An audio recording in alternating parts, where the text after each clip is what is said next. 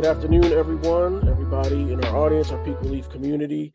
Welcome to another episode of Inside the Industry. This is the kind of kickoff to our second season of varied guests. We have a lot of really amazing things kind of lined up for this content series, and we're glad that there was such an amazing response to everything that we've done in the past, where we've spoken to legislators and policymakers and artists and growers and product producers, community advocates, just everybody that's involved, even in somewhat might consider a tertiary way to the industry. We want to make sure that we're holding space for them and giving them the opportunity to share their relationship to the plant, to the community, and just where their place is um, in cannabis. So thank you all for joining us today. We're kicking off this season with a very amazing guest, Paulette Simone Smith. I'm sure that if you've been in the industry or the community for any amount of time, that you recognize that name, you recognize his face. But for those that are new to meeting Paulette, I'm going to a little bit of a background and then kind of go right into this amazing episode. Paulette Simone Smith is a licensed certified social worker, clinical with over a decade of experience in adolescent and family wellness. After experiencing the benefits of cannabis as a healthy alternative to pharmaceuticals in her own life, Paulette decided to go back to school to earn her master's in medical cannabis science and therapeutics so she could integrate the healing plant into her practice to benefit her patients. As you'll hear, it's her mission to bring about homeostasis within her clients through the balance of physical and mental and spiritual practices. So, again, thank you so much, Paulette, for joining us today and just being very much an amazing, amazing person. So, thank you for joining us today. Thank you so much. Kevin, I appreciate, I'm humble. I appreciate being here and, talking to you and your audience today is exciting for me. Yeah. Fantastic. So if you could, kind of give us a little bit of more of a background about you and your experiences entering into this space and, how that's been integrated into your professional work. So, I always start with that I am a medical cannabis patient. I have to start the conversation that way because it's that important to me because of my own health. And so that is how I entered into the industry. I have an ulcerative colitis, which is an inflammatory bowel disease. And for me, the inflammation in my colon was essentially killing me. And it wasn't until I started to medicate with cannabinoids, which we know is what composes the cannabis plant. I was in the hospital, I was taking pharmaceuticals, and it was just, not getting any better.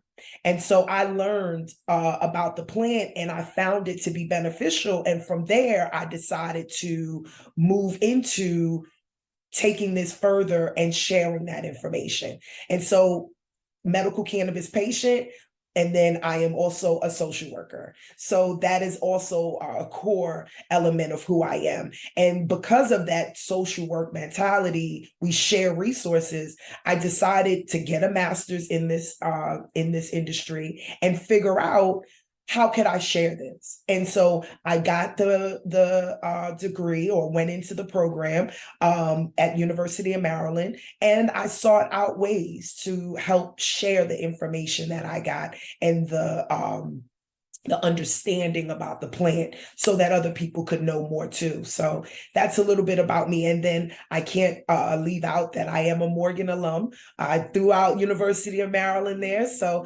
gotta tell everyone the HBCU is in the house. Yes.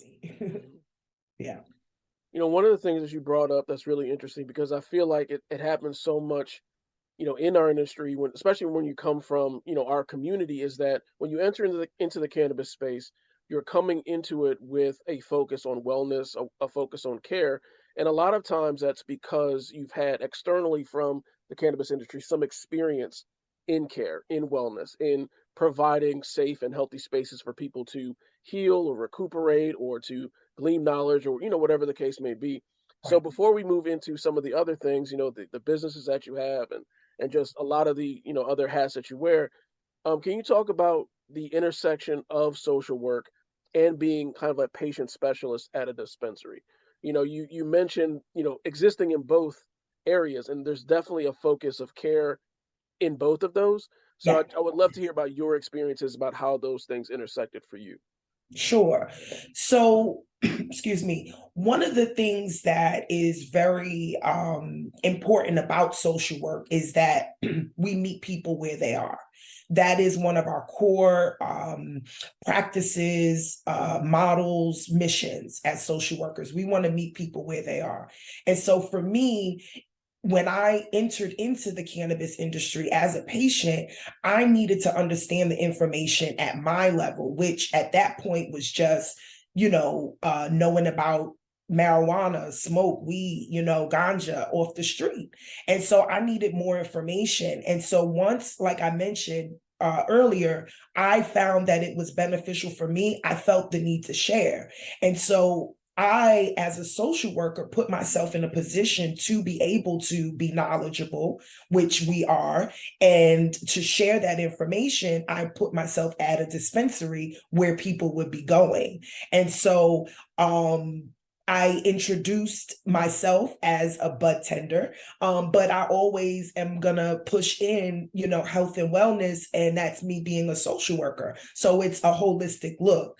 And so, as a social worker, again, and then moving into doing therapy, it was important for me to understand about how the plant interacts with the brain in order to help my patients make better decisions about how to use cannabis to help with their mental health. And so, people say all the time, social workers and other professions too, I didn't choose this, it chose me. I really believe that about social work. It chose me because I really am naturally a giving and wanting to help. That's my personality. And so, as the center of the intersect at the center of the intersections is me. And so for me, that is where that comes full circle. Yeah. Mm-hmm. And then with the businesses that I've created, and we'll talk about those, it's about giving back. So that's another part of my intersections of who I am, is about getting people on board so that they can also deliver the information and have that education. Yeah. And it's really a really good point that you bring up about being knowledgeable and how that impacts just your relationships with patients, your engagement with other people in the community. Being knowledgeable, it always seems like, at least in my opinion, always means also being prepared to keep learning, especially in an industry like ours that seems to be almost constantly evolving. There's always research being done. There's products that are always changing. The needs of our, patients in our communities continue to evolve. Can you talk about, the additional knowledge that you sought out in terms of like the masters in medical cannabis science and therapeutics at UMD, and how that's kind of augmented the knowledge that you have and how you use it? Absolutely. So, as I mentioned, for me, it's about understanding more what I was doing with my body, and then sharing that information to people to people who wanted to know more about the plant, or how to heal or use it, adverse effects, all of those things. And so going into the University of Maryland's program, I went in with, very basic information about cannabis. I knew it as a plant that people use to get high. Not many variations, just chocolate, things like that, haze. But when I got into the program, what I found was this plant is so intricate, and it works in our bodies in such a way that it is a natural lock and key that we find that cannabis has when it enters into the human body through what we know now is called the endocannabinoid system. And so going into University of Maryland, I had no idea that our bodies receive the plant in such a way. And when I got in, one of the first classes was to learn about the chemistry and the pharmacokinetics and pharmacology and so forth. And so what we learn is the endocannabinoid system, it regulates and it controls many of our most critical bodily functions, such as our mood, memory, emotional processing, sleep, our inflammatory and immune system. The endocannabinoid system is involved in so much. And so for me, working with clients who have mental health conditions, knowing about the endocannabinoid system, knowing how cannabinoids and like THC interact with the brain and the immune system in the body, knowing that is critical. As a social worker, as a therapist, as someone who works in patient health, it's critical to know about how this interacts with the body, how cannabis interacts, because there's a large portion of society that is using this plant. So the University of Maryland program brought that information to me, the therapeutics end of it, learning how to interact with patients and talk to clients about their use. All of it was really just beneficial and helped me and elevates me to, being a Canna therapist. And you bring up a really good point about the intricacies of cannabis and the there's so many aspects and applications of cannabis that really limiting it to just something that people use to get high really discredits not only the plant but the advocates of the plant, the people that are researching the plant, the people that are actively doing the work to Yes. show how much it can positively impact our health. I mean, you're doing that work through one of your businesses, one of your companies, Canna Heals, that is utilizing it to advocate holistic wellness and social equity and alternative healing. Can you talk a little bit about the work that you're doing through Canna Heals and just how that work has impacted patients that you've spoken with, community members, and and Sure. So first, Canna heals because what? Cannabis heals, right? So it's just as simple as that.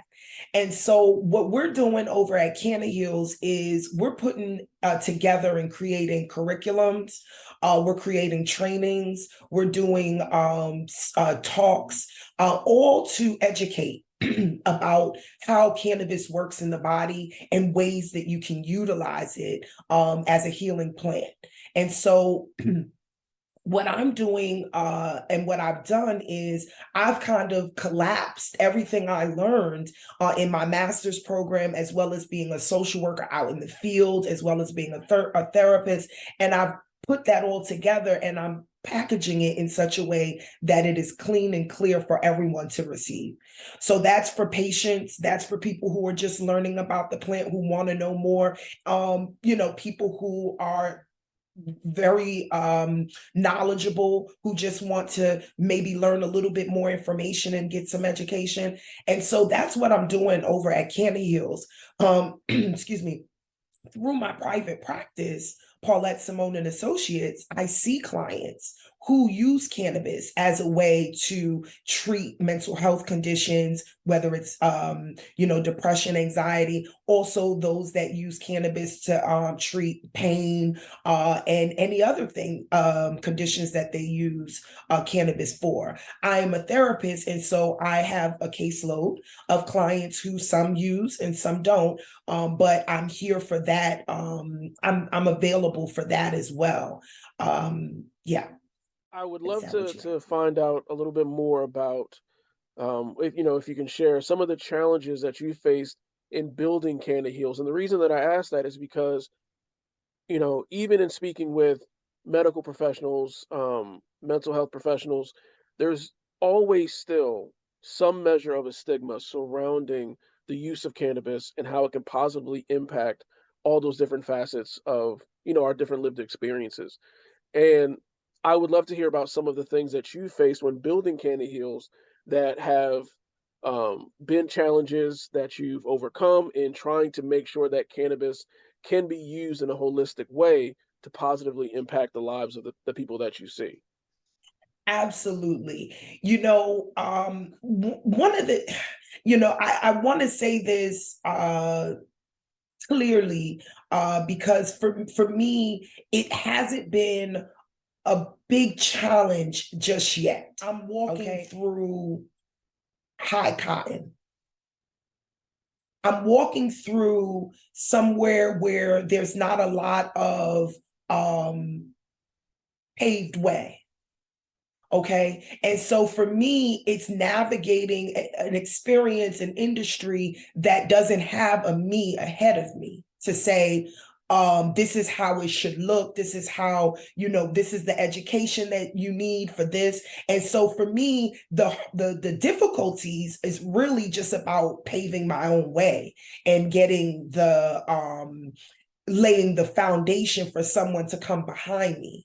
It's interesting because I worked in the dispensary for 3.5, 4 years, and that's where I built a following, people coming in knowing that I was there on certain days, and then you start talking to them and tell them, oh, I'm a therapist, and then next thing you know, they're calling you.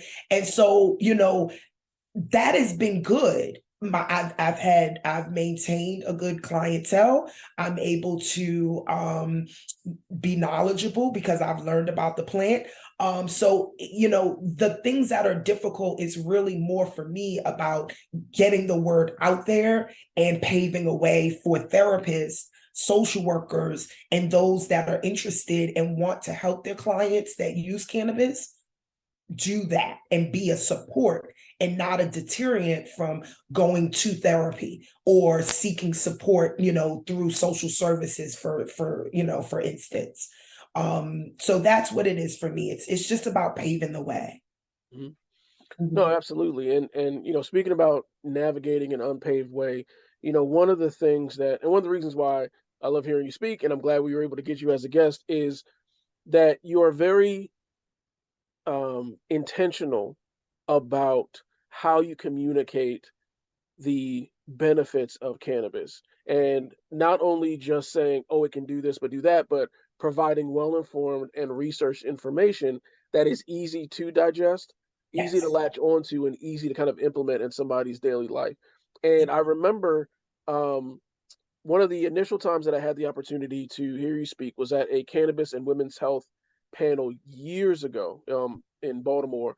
Um, and you were, very clearly outlining, this is what the relationship can be to women's health, by extension of that, perhaps even to maternal health, by women's mental health, just every different facet of that. And one of the things that I really was interested in asking you specifically was, do you feel that the industry here in Maryland has done its own due diligence in creating diverse products to address the health needs of the community, about going into that unpaved way, because there are not a whole lot of products that are very targeted towards maybe specific health conditions. They might address a broad um, series of conditions like chronic pain or PTSD or relief from anxiety. But there isn't a huge amount. There's some. I don't want to discredit the ones that are available, but there aren't a lot about that. So, do you feel that the industry in Maryland has done its due diligence in paving that way for health, or do you think there's still a ways to go? There's a ways to go, but there's a reason, and it comes, and this is what I was, I always get a chance to talk about, because we can't not talk about the war on drugs when we talk about cannabis, and we can't not talk about how things became the way that they are in terms of the illegal nature of cannabis, right? And so why do I go all the way there when you ask me about products? I go there because the reason why we're not seeing a lot of products that may say, this is going to help you in this area, or, dose this way because, it can help with this particular issue. It's because they can't lay any claims to things, right? Because the research is not available, because the plant is illegal. And the plant is illegal because of politics, right? And we know that access to the plant has been a problem for as long as, 50 years, 60 years, it's been a problem because it is illegal. And the way that they have set it up by the federal government is such that only one university even creates cannabis or has cannabis that's used for research. And so we can't get down to products that are going to be labeled for certain ailments because the research is not completely there to say this is an absolute fix for this condition. And there is research now. Don't get me wrong. Listen, I went through a whole 2-year program and I have tons of research. The research is there, but the general, what we like in research is for it to be able to be generalized, where you can use it over and say a wide span of people, right, can use this information. It's not generalizable because these are small studies. So again, I said the war on drugs. Somebody say, well, where did she go with that? The war on drugs is another reason why cannabis has stayed illegal, because it is one of the reasons and a way to keep it away from, certain people, certain groups. And so, when we look at politics, we have to then circle it back to what we have here available. The products, it's policy, it's politics.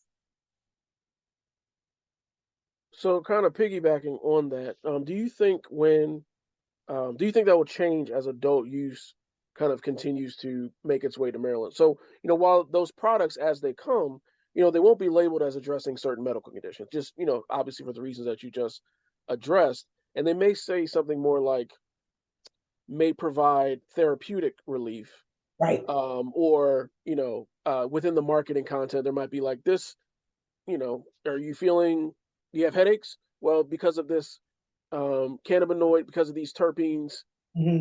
then Mm-hmm. maybe there might be some therapeutic relief from that specific type of chronic pain. But do Right. you think there will be, or even should be, more of a diverse range of products that may provide a wider potential of, from your perspective, recommendations when you speak to patients? So, we are in a good market, I have to say. Maryland, having gone to Vegas right down the road from DC, our market, when in terms of the availability to the cannabinoid breakdown, the structures, the terpene profiles, understanding what the plant, what the product has in it, also we have products that are small dosages up to high dosages, so you can get a product that's 2.5 grams milligrams, in a dispensary. I start with that to say we do have here a good, I think, good options. Now we could always use more, right? But whenever I have the opportunity to talk to my clients about products, because it's not for me to prescribe or, even recommend. It's more that I'm just explaining and talking to patients about what is in the dispensary and what the plant and how it works in their body and so forth. And so when I'm able to do that, I'm able to send them there or talk about products that we have here in Maryland that are good for like low, because anything is low dosages that we're talking about. We're always talking about low dosages. We want things that are full spectrum, that have the cannabinoids in it, that have the terpenes. And so those things are available here, to us in Maryland. Now, other states that it's not that way, because right down the road in DC, you only get the THC. You only learn what the THC potency is. That is not a lot of information for someone like myself who's talking to clients about, feeling uplifted or trying to sleep. THC is just a very small indicator of what the plant is going to do in the body. Mm-hmm, mm-hmm. Has there been, I mean, can you think of maybe some examples of patients that you've had and spoken with that have found, some measure of relief when you've presented them with a more complete picture of cannabis? I mean, obviously, you don't have to go into any specifics. Want to make sure we maintain that confidentiality. Oh But yeah, of is course. can you think of maybe generally speaking, like, this patient was dealing with this, but this cannabinoid, this terpene, understanding the full picture of what they were experiencing, this allowed me to make a informed recommendation for what they Absolutely. needed. I have a client who came to me with Crohn's disease, which is affects the colon, right? Also presenting with depression, and actually had an issue with psychosis, which if your audience is not aware, that would be having delusions or hallucinations, right? And so this person was referred to me and wanted to have therapy, talk therapy with me, as well as to understand if the potential of using cannabis could help with the Crohn's as well as the depression, right? So here I am, faced with someone who has never had a psychotic situation and now has had one, so has a fear of that happening again, also having physical issues, and then feeling depressed. And so what's the first thing? It's not to get the person cannabis, right? That's not the first thing. That's not the goal that I have. The goal is to holistically see this patient and see this person and understand what they need. And so for this client that I had, we did a whole treatment plan. We talked about ways to help with the perception of that psychotic a situation that happened. We talked about ways to, look at thinking and how thinking affects behavior. And then we talked about how cannabinoids can help with depression and sleep and so forth, which was another issue. We didn't start using cannabinoids until maybe 6 weeks in. And that was after he had a visit with a doctor to make sure that the psychosis wasn't there was no cannabinoid or hyperemesis or anything like that, which is when we use too much cannabis. We learned that about him. We started to talk about the depression. He started to lift his mood. And then we introduced CBD with terpenes, no THC, right? And that's because, again, we know the plant, and THC has effect that gets you high. And we don't want a person who's experienced a psychosis to feel high out of their self or out of their normal environment. We want them to get the benefit of the plant, which CBD does, and also to feel the benefits long term without having a tolerance issue. So I hope I answered your question, but that's really how, you can take somebody through mental health, physical health, and introduce cannabinoids, and then go holistically into feeling and feeling better. Mhm. Yeah, you definitely answered my question. I really appreciate that example because you kind of walked us through what a complete plan could look like. Yeah. Obviously, not being the standard for everyone because everyone has a unique use case potentially for cannabis, but it wasn't the immediate, let's just get them on cannabis. It was, let's look at the complete experience that this person is having Right. and see what aspect of cannabis, after we've completed some initial stages of evaluation, what aspect of cannabis could positively contribute to this person's wellness and kind of path to recovery, so to speak. So I The cannabinoid, the CBD, along with the terpenes that help with bringing forth sedation and relaxation, that's helping. And there's no need to even introduce THC into the story. We are still, doing talk therapy every other week, but by the scales that I use, the assessments that I use, depression has changed to from moderate depression to now normal ups and downs. Yeah. Even talking about, this relationship that Canna Heals has with mental wellness. And I saw that, that you all be participating in the Heirloom Summit presented by Black Therapist Rock, which I believe is later this month. I want to say February 23rd, if I got the date right, or February 23rd to 26th, maybe. Yeah, in there. In that Yes. range. I believe, Um, yes. and I know that based on what I saw, that this year the focus is to address, the history of genocide, systemic oppression, anti-blackness in the United States, but that you'll also be hosting. It didn't really determine what exactly, but it looked like a workshop, maybe a presentation or panel entitled "Cannabis Science and Mental Health."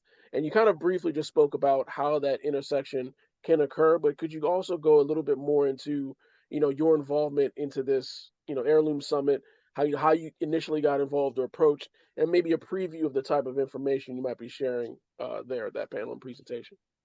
Sure. So absolutely. So Black Therapist Rock is dear to me. I am what it's titled. I'm a Black therapist, and I like to think that I rock.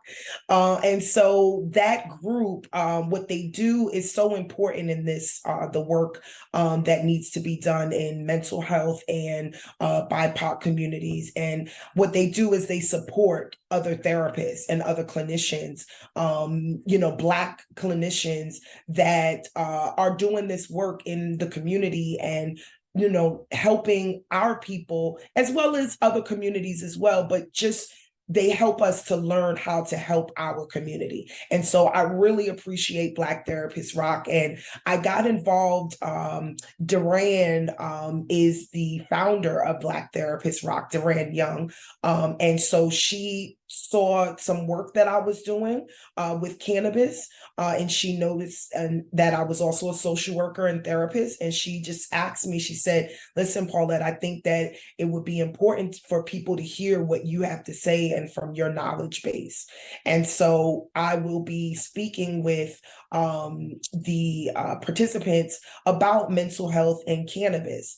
And so, I'll get into some science and talk about how the endocannabinoid system does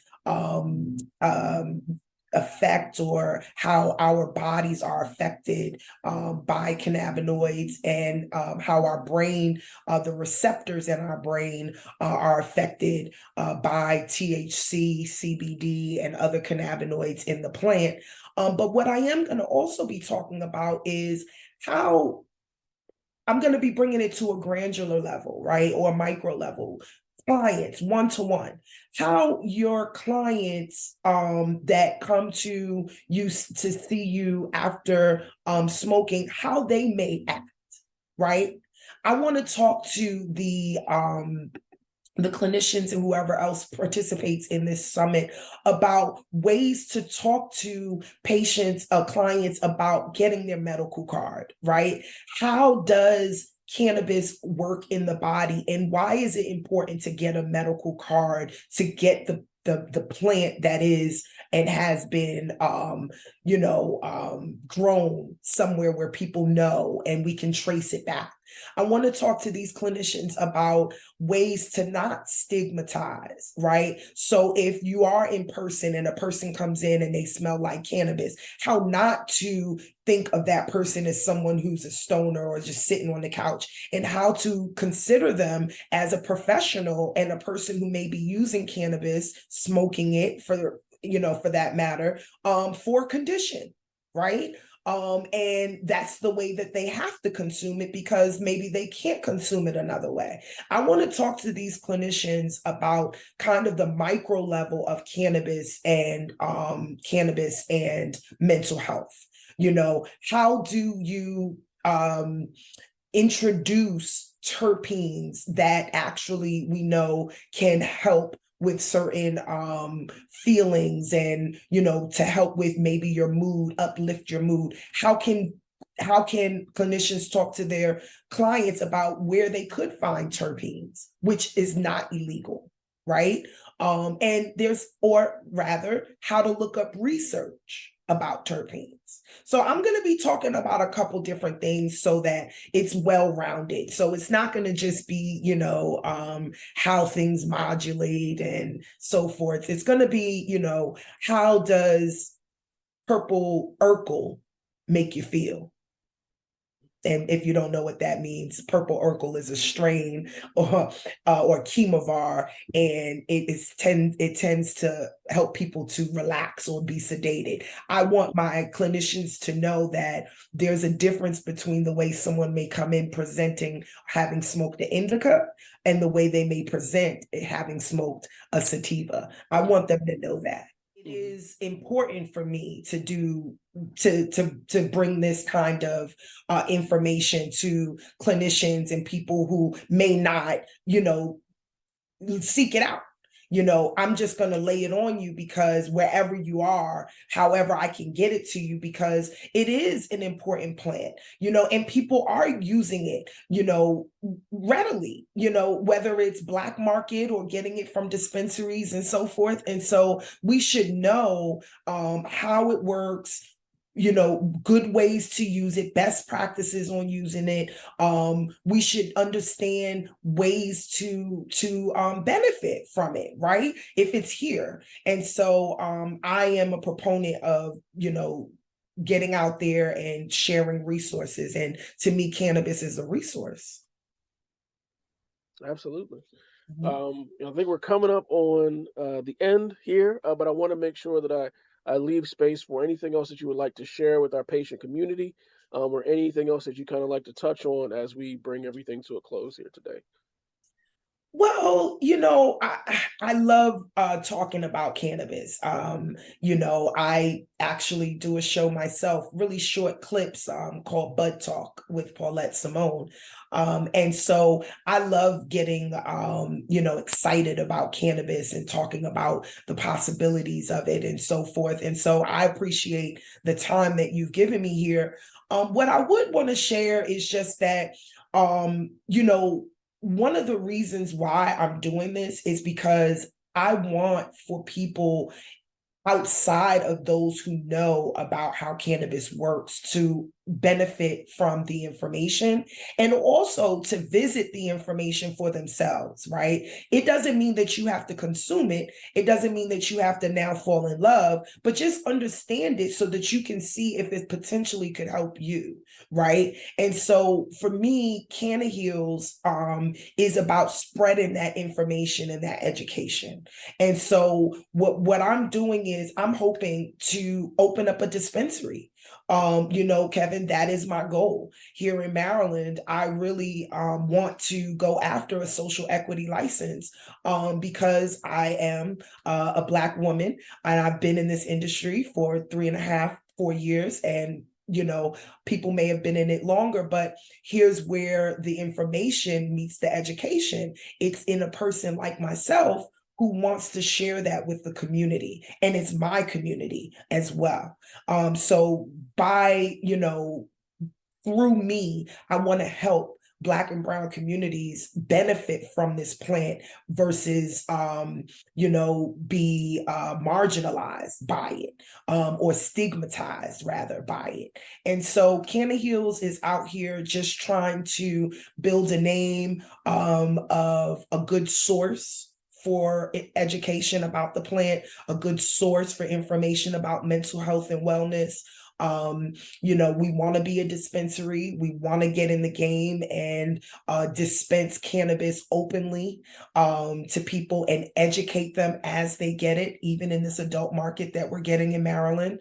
And then, just for giggles, because why not? We have apparel.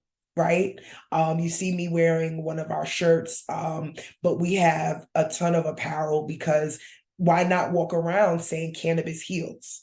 because it does. So I have it on shirts, I have it on hoodies and hats, and we're going to actually be at National Cannabis Festival vending. And so we'll be out there sharing information with the masses, selling our wares, and really just trying to get the word out that cannabis heals.